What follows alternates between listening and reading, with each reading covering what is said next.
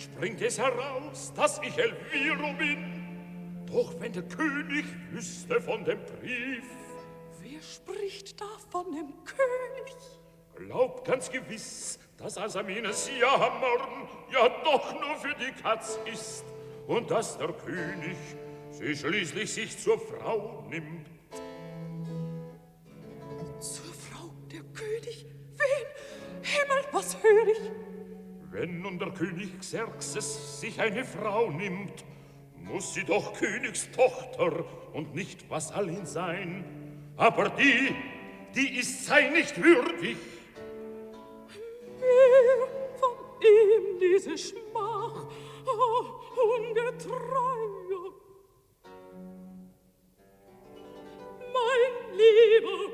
Ach, jetzt erwiss mich. Bleib da, hörst du nicht? Was läufst du fort? Was willst du? Was ist los? Willst du Blumen vielleicht? Doch. Nein, man sagt, dass heute Xerxes seine Hochzeit feiern will. Weißt du vielleicht mit wem?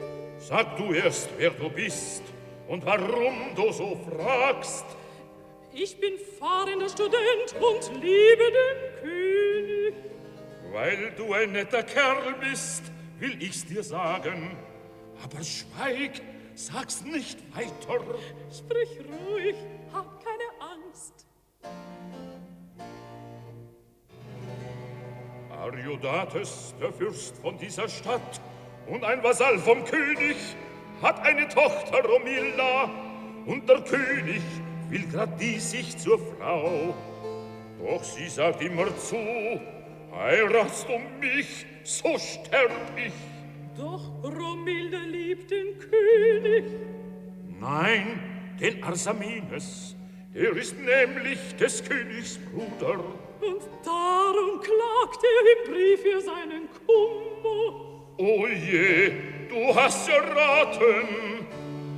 Blumen kauft prächtige Blumen, ihr Leute. Sag noch. Nun weiß ich nichts mehr. Rote Rosen und Mimosen.